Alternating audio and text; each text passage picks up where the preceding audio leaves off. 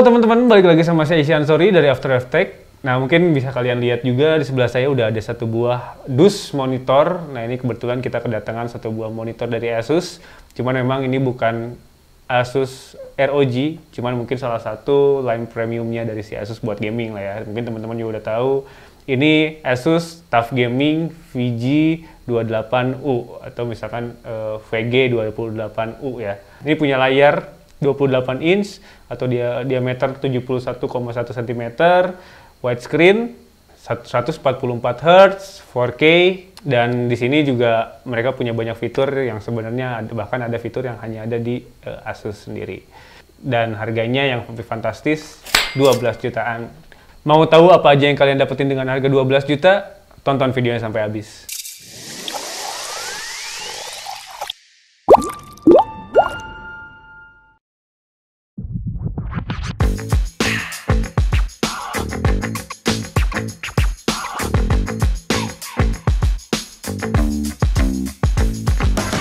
Oke, nah ini mungkin kalian udah bisa lihat bentuk dari si monitor VG28U ini.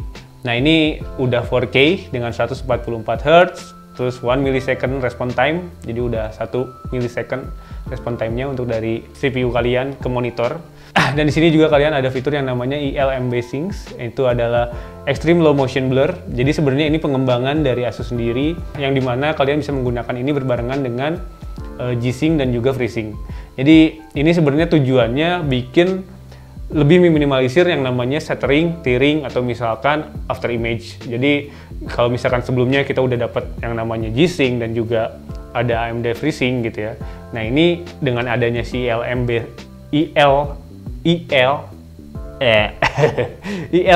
Sync ini tambah minimal lagi gitu. Terus selain itu kalian juga udah dapetin HDR 400 dan juga ada namanya DSC yang itu Display Stream Compression, yang dimana dari DSC ini bikin respon time-nya bakal lebih efektif lagi ketika misalkan bandwidth dari kabel kalian ataupun apapun tidak stabil. Itulah buat si DSC ini. Terus mungkin kalau misalkan kalian lihat untuk semua bezel kiri atas, kiri kanan itu udah tipis banget, kecuali memang bawah ya ini di sini nggak tahu kenapa. Sebenarnya harusnya bisa aja ya bezelless di sini juga. Cuman ini buat masang label aja paling buat merek biar nggak polos-polos banget. Dan untuk pemasangan monitor ini sebenarnya udah tools, jadi kalian udah nggak perlu alat apapun, jadi kalian tinggal pasang plug and play lah ya, jadi diputer aja kayak mungkin sebenarnya udah banyak monitor yang kayak gitu. Selain itu juga untuk mountingnya itu kalian bisa copot dulu di bagian belakang kalau misalkan kalian mau pasang bracket lain. Kita lihat juga di bagian bawahnya di sini udah ini pakai V-shape ya. Sebenarnya V-shape juga saya tidak menganjurkan karena saya sudah menggunakan dua monitor V-shape itu rentan jatuh, jadi sebenarnya goyang-goyang. Kalau sebenarnya masih zaman dulu kayak misalkan kita pakai LG atau misalkan apa yang bulat gitu ya, itu kayaknya lebih solid kalau menurut saya. Nah, kalau V-shape tuh ya gitu lah, meskipun ini berat, solid, ada pemberatnya di bagian bawah, tetap aja rentan, ini dorong dikit juga jatuh. Apalagi ini harganya 12 juta. Oke lanjut, kita mungkin coba pasang aja si monitor ini dan kadang kalian lihat gimana gambarnya. Oke, nah sebelumnya kita udah ngomongin fitur apa aja yang udah diklaim dan ada di monitor ini berdasarkan Asus. Kita cobain buat pasang monitor ini, kita coba dengan bikin setup baru lah ya, yang jadi mana si monitor ini yang jadi main vokalnya. Dan di sini kita coba pasang kabelnya. Jadi si monitor ini sebenarnya udah punya swivel dari 5 sampai 20 derajat. Jadi kalau misalkan kalian saat mau pemasangan sebenarnya bisa, kalau misalkan nggak banyak kabel, kalian bisa cuman langsung aja colokin. Cuman kalau misalkan ribet, ternyata menurut kalian ribet, kalian bisa naik turunin ini 120 mm. Jadi kalian bisa cuman satu tangan aja naikin ke atas, terus bisa di tilt ini sekitar 30 derajat. Jadi kalian bisa langsung pasang sini. Atau misalkan kalau mau lebih simple lagi, kalian bisa langsung vertikalin aja monitornya biar lebih gampang masangnya. Jadi kalian tinggal langsung putar aja. Nah di sini kalian bisa langsung geser ke kanan dan tinggal colok. Nah untuk port-portnya sendiri kalian udah dapetin 2 HDMI 2.1, 2 HDMI 2.0, 1 DP 1.4, 1 headphone jack, 2 USB 3.1 tipe A, 1 USB 3.0 signal. Nah kalau misalkan udah sesuai dengan kabelnya kalian udah pasang, kalian bisa sesuaiin dengan posisi yang kalian mau gunain. Misalkan sebenarnya ini mau misalkan jadi main monitor, kalian bisa pasang ini seperti horizontal kayak gini, atau misalkan mau jadi buat secondary monitor buat live streaming, kalian bisa jadi in vertikal kayak misalkan tadi kita pindahin. Sultan ya mas ya, monitor kayak gini jadiin second monitor? Ya iyalah, kalau misalkan lu pertama, kalau misalkan lu udah punya beli monitor gini, mau jadi main monitor, mau jadi apapun, udah jelas Sultan. Jadi klaim kalau misalkan Sultan itu udah ketika beli monitor itu udah jadi Sultan gitu. Nah untuk buttonnya sendiri ini ada di belakang kanan, di belakang bagian kanan monitornya. Kalian dapat satu thumbstick button, terus juga ada 4 sektor button. Jadi 4 sektor button di sini kalian bisa gunain buat banyak hal. Ini buat menyalain, matiin, nyalain gaming fiturnya. Di sini mau gambarnya, mau game visualnya, mau sRGB dan lain-lain. Terus juga kalian bisa pakai game plusnya. Di sini ada Corsair, timer, FPS counter, display alignment dan lain-lain. Ini umum ada di monitor gaming pada umumnya lah ya. Terus ini buat close dan ini buat setting semua fiturnya. Kalian bisa dengan mudah pakai si thumbstick button ini ya. Mungkin ini udah bisa kalian temuin di monitor-monitor gaming premium atau misalkan sebenarnya di middle budget juga udah banyak lah ya. Cuman kalau misalkan kalian masih pakai AOC, jangan ngarep dapet yang kayak gini. Kalian kan cuman kayak gini, monitornya keangkat, kayak gini monitornya keangkat gitu. Jadi ya ini udah oke, dan harga 12 juta ya memang sudah seharusnya punya thumbstick kayak gini lah ya. Oke, nah jadi untuk default monitor ini sebenarnya 4K 144Hz sesuai apa yang diklaim dari si Asus.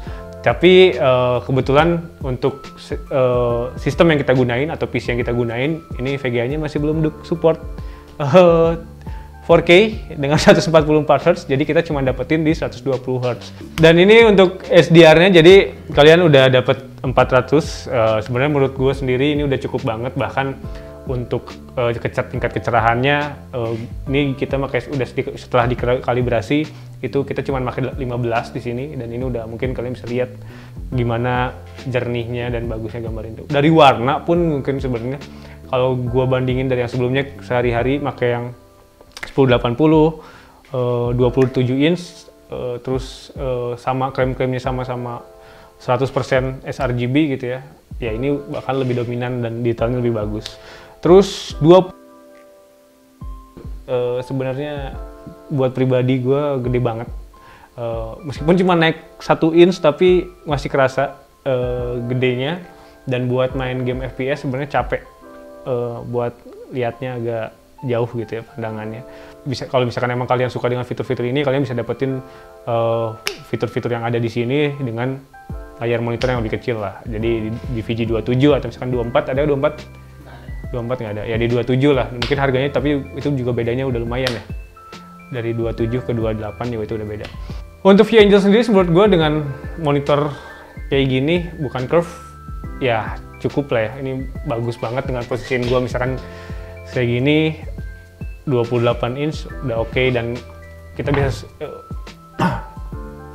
bisa sesuaiin juga dengan posisi kita duduk atau dari ukuran meja kalian dengan tinggi rendahnya yang tadi. Terus kualitas 4K-nya ini kalian bisa lihat sendiri. Sebenarnya bingung ya kalau misalkan gue ngomongin dari sini terus kalian ke kamera lagi kayak gimana. Cuman menurut gue ini udah oke banget 4K-nya, dan kita nyobain nonton terus main game di 4K meskipun maksa gitu ya, tapi detailnya bagus banget. Oke, nah setelah dikalibrasi ini dengan yang sebelumnya Asus klaim kalau misalkan monitor ini 99% sRGB dan juga 90% CPI P3 ya.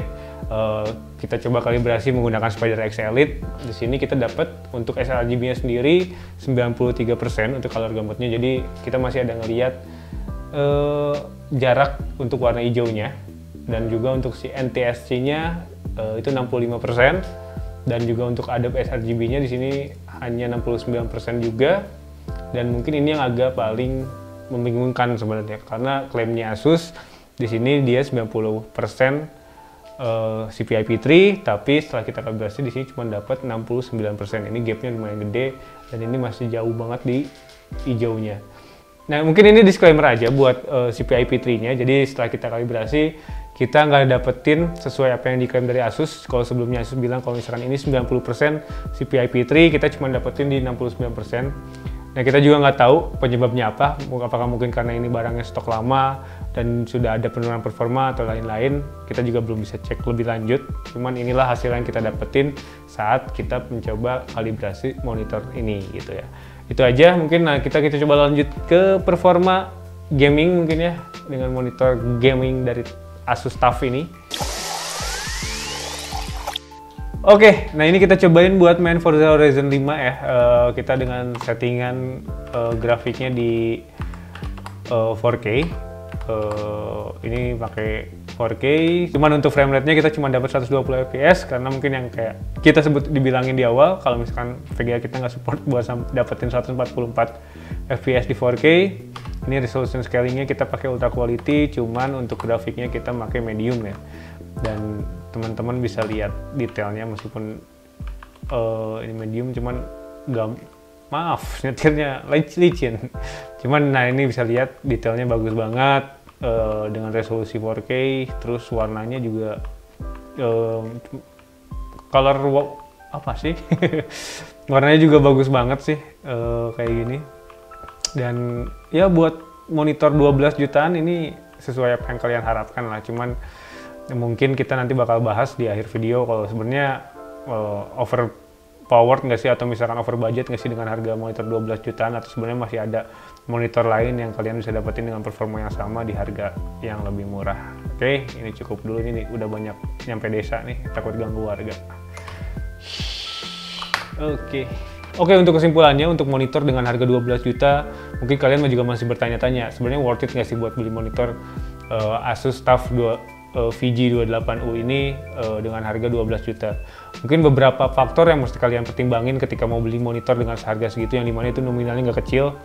Kalian harus lihat juga apakah memang kalian membutuhkan monitor 4K dengan 144 Hz, karena dengan kalian membeli monitor 4K berarti kan kalian sudah memiliki PC ataupun konsol yang memang support sampai ke 4K 144 Hz ya.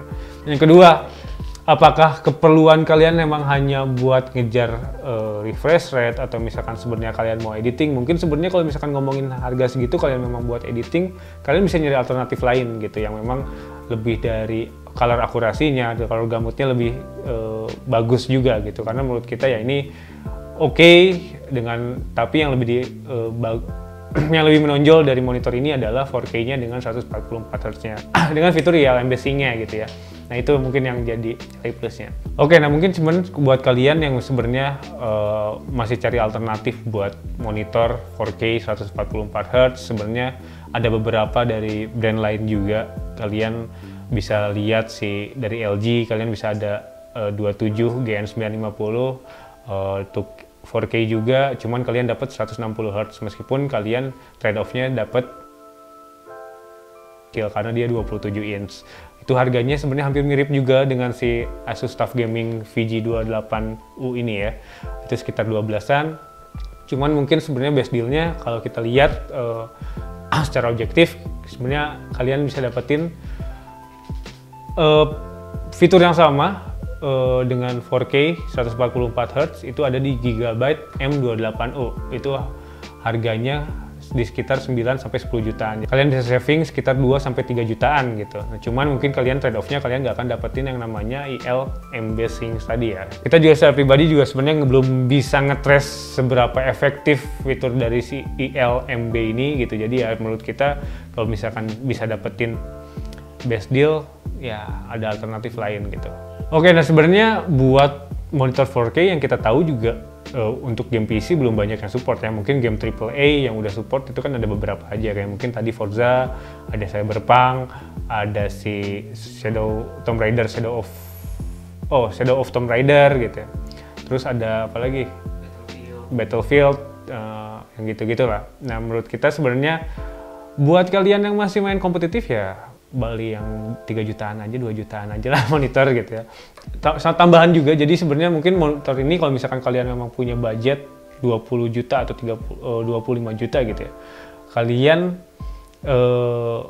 bisa gunain PC ini buat main di konsol. Karena untuk konsol sendiri misalkan kita anggap beli konsol 10 juta gitu ya, terus beli monitor ini 12 juta gitu, jadi 22 juta kalian dapat konsol sama monitor ini, itu lebih worth it. Karena untuk kalian gaming di 4K 144 Hz itu PC-nya sendiri nggak akan dapat dengan total sekian. Jadi kalian mungkin bisa spend sekitar 40 juta buat PC-nya sendiri, atau misalkan sampai 50 juta untuk PC-nya sendiri, dengan ditambah monitornya ini 12 juta. Jadi kalian bisa spend sekitar 60 juta sekian gitu ya.